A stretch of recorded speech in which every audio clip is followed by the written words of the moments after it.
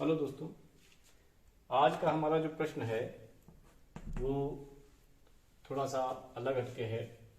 और ये जो प्रश्न है हमारा ये विद्युत से संबंधित है। विद्युत वाला जो चैप्टर आपके 10th क्लास में चलता है उससे संबंधित है।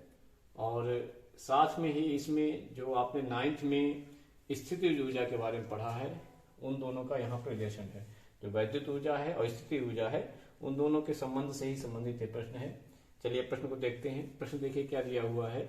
सवाल हमारे पास है कि एक 220 वोल्ट और 20 एम्पियर धारा वाला एक मोटर है जिसकी रेटिंग, ये रेटिंग दी हुई है। मोटर की रेटिंग ये आपको हर एक डिवाइस में मिलेगी लिखा हुआ, चाहे बल्ब हो, चाहे मोटर हो, चाहे पंखा की कितना जो है उसमें वोल्ट पे कितना करंट आ रहा है या कितने वोल्ट पे उसका कितनी वाट आ रहा है। तो वाट या एम्पियर और वोल्ट या एम्पियर या वोल्ट और वाट साथ में दिया रहता है हर एक डिवाइस में। तो ऐसे ही मोटर में दिया हुआ है कि 220 वोल्ट पे 20 एम्पियर वो करंट लेगा। ठीक, यानी ये उसकी मैक्सिमम कैपेसिटी है, मैक्सिमम पावर हो सकती है। ठीक, लेकिन साथ में ये भी कह रहा है कि दक्षता उसकी 90% है मैक्सिमम इतनी, लेकिन इतने परसेंट पे ही वो काम करता है। यानी जो पावर आउटपुट देगा वो केवल 90% देगा। ठीक है, इसकी जो पावर जो लगाएगा मोटर वो 90%, जितनी पावर इसको मिल रही है, कंज्यूम कर रहा है एनर्जी, उसका केवल 90% ही ये देगा, अप्लाई करेगा। ठीक, और आगे कह रहा है कि पृथ्वी तल से 100 मीटर की ऊंचाई पर स्थित एक टंकी, जैसे मकानों में हमारी टंकी रहती है उतनी इसमें लिख दिया है कि 100 मीटर की ऊंचाई पर वो टंकी रखी हुई है। उसमें जो है पानी भरना है इसी मोटर के द्वारा। कितना? 1 घंटे में पूछ रहा है कि कितना पानी चढ़ेगा। अगर इस मोटर को जो है 1 घंटे के लिए चला दिया जाए तो कितना पानी चढ़ जाएगा, ये हमारे पास आज का प्रश्न है। तो प्रश्न हल जो सवाल है उसको हल करने से पहले हम क्या करेंगे, दिया है पहले सारी चीजें लिख लीजिए कि क्या है, क्या दिया है।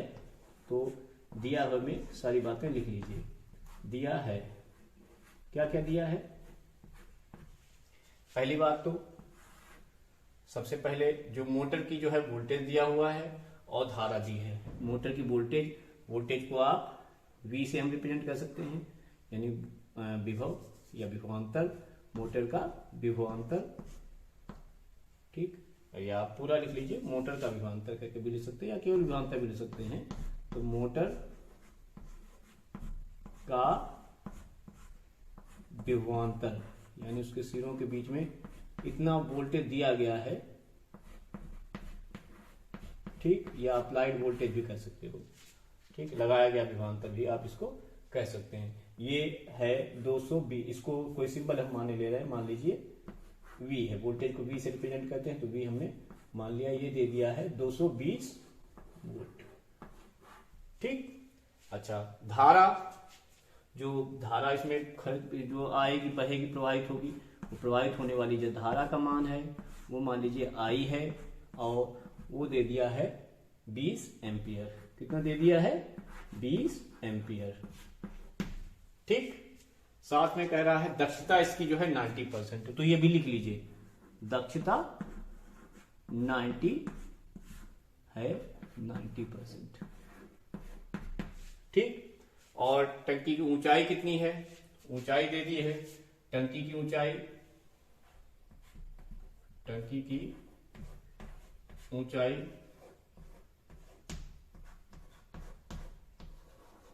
इसको मान लीजिए H।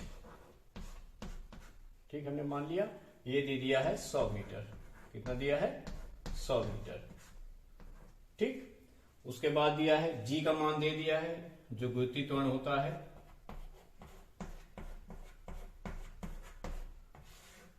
त्वरण का मान दे दिया है, इसको G से रिप्रेजेंट करते हैं, इन्होंने G से रिप्रेजेंट भी किया है। 10 मीटर पर सेकेंड स्क्वायर दिया हुआ है। ठीक है, और साथ में जो है समय भी दे दिया है। समय देखिए जो दिया गया है, इसको मान लीजिए T है, ये इन्होंने घंटे में दिया है, 1 घंटा।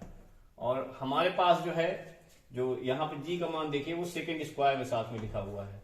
ठीक, तो घंटे को हम सेकेंड में बदल लेंगे, तो घंटे में सेकेंड का मतलब हो गया 1 घंटे में 60 मिनट, तो 60 मिनट हो गया। हर 1 मिनट में 60 सेकेंड, तो ये जो है आपका सेकेंड में आ गया।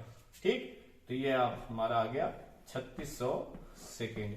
ये वैल्यू आपकी कई बार यूज होनी है अधिकतर सवालों में, तो इसको याद कर लीजिए कि 1 घंटे में 3600 सेकेंड होते हैं। कैलकुलेट करना भी समझ लीजिए, लेकिन याद इसको एक दिमाग में बैठा लीजिए इसको। ठीक, अब देखिए, अब आते हैं सवाल पे। ये तो चीजें दी हुई हैं, ज्ञात करना है, चलिए वो भी लिखना है। ज्ञात क्या करना है, या सीधे सीधे द्रव्यमान पानी का चढ़ाए जाने वाले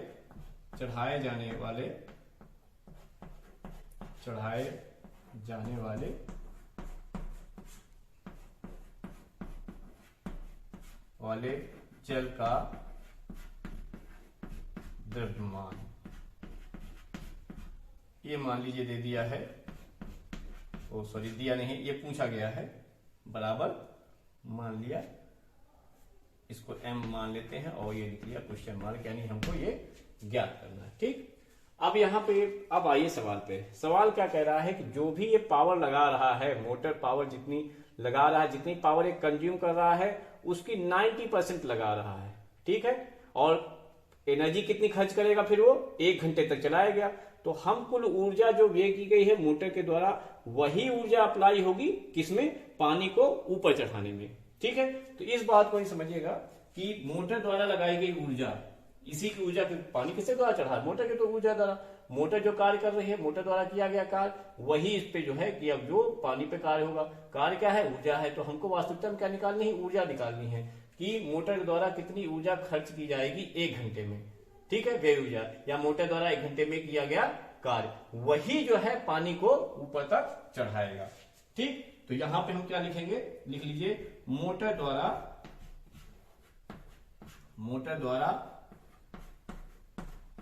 1 घंटे में किया गया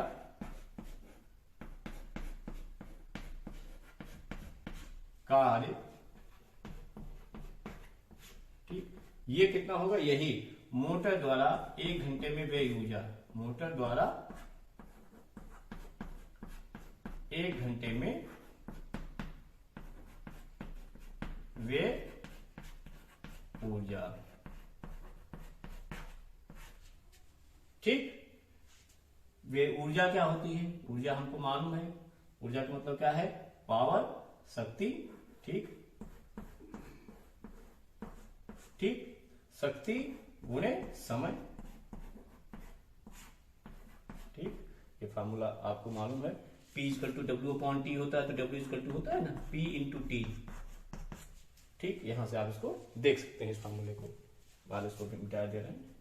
ठीक, शक्ति देखिए है, तो शक्ति का फार्मूला क्या होता है, शक्ति है हमारे पास, है तो पूरी इतनी ये ले रहे हैं, लेकिन यूज इसकी जो है, जो काम खुद जब कर रहा है तो केवल 90% है इसकी। तो शक्ति जो खर्च कर रहा है, कि ये जब कार्य कर रहा है तो केवल उसकी जितनी भी शक्ति इसको मिल रही है उसका 90% ही खर्च हो रहा है। यानी हमारे पास पावर का फार्मूला क्या होता है, V × I × 90%, ये द्वारा, इसके द्वारा खर्च जो है शक्ति है। ठीक, समय कितना हो गया, यही हमारे पास 1 घंटा है, यानी 3600 सेकेंड। कितना हो गया, 3600 सेकेंड। और ये आ गया, अगर ये वोल्ट में है, ये एम्पियर में है, ये सेकेंड में है, तो हमारे पास ये आ जाएगा जूल में। ठीक, एक समीकरण जो है, ये जो किया गया कार्य है, यही पानी को ऊपर तक चढ़ाएगा। अब मान लीजिए पानी का मास m है,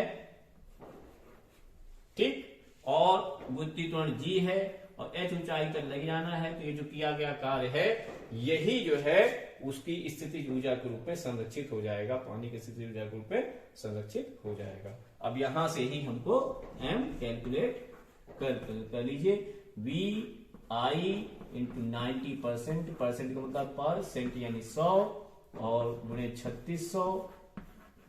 ठीक, और बटे में आ जाएगा, ये G और H आ जाएगा बटे में। ठीक है, फिर हम आपसे यही कहेंगे, आप यहाँ पे वीडियो पॉज कर दीजिए, सारी वैल्यूज आपके पास पहले से गिवन हैं, यहाँ पे सभी वैल्यूज को पुट करिए और कैलकुलेशन जो है अपने आप करिए। और जब आप जो है V और I सबकी वैल्यू रखेंगे तो, और हमारे साथ अंत में आंसर केवल मैच कर लीजिएगा, 0 से 0 2 कैंसिल हो गए। ठीक, अगर नहीं कैलकुलेशन कर रहे हैं तो इसको देख लीजिए। और उसके बाद जब आप V और I की वैल्यू रखेंगे तो V का मान है 220 वोल्ट, I का मान है 20 एम्पियर, और ये V × I हो गया, ये आपका 90 है और ये 36 हो गया यहां से, और जी दिया है 10, एच दे दिया है 1000,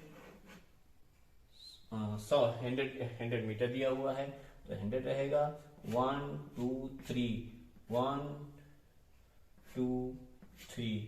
अब बिल्कुल सिंपल हो गया है, सीधे सीधे आपको जो है मल्टीप्लाई यहाँ की इनकी कर देनी है। अब यहाँ पे वीडियो पॉज कीजिए, मल्टीप्लाई सारी चीजें अपने आप करिए और देखिए आंसर कितना आ रहा है, इसको चेक करिए।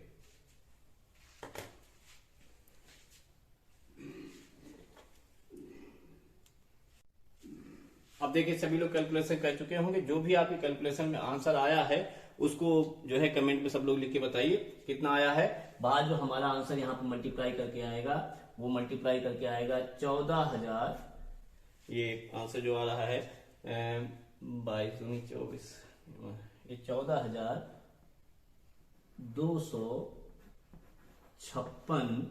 और चूंकि अगर ये सारी चीजें इसी एम के यूनिट में है तो मास हमारा आपका इतना आ जाएगा 14,256 केजी, यानी 14,256 किलोग्राम पानी जो है मोटर के द्वारा 1 घंटे में टंकी तक पहुंचेगा, अगर टंकी हमारी 100 मीटर पे है। एग्जाम में ये ध्यान रखिएगा, दक्षता अगर नहीं दी गई है तो आप यहाँ पे 90% अप्लाई नहीं करेंगे, और जो भी अगर जी का मान 9.8 दिया हुआ है तो वो अप्लाई करेंगे, जिस हिसाब से बाकी वैल्यूज होंगे आप अप्लाई करेंगे। तो ये हमारा सवाल यहाँ पे पूरा हो गया। आज के लिए बस इतना ही।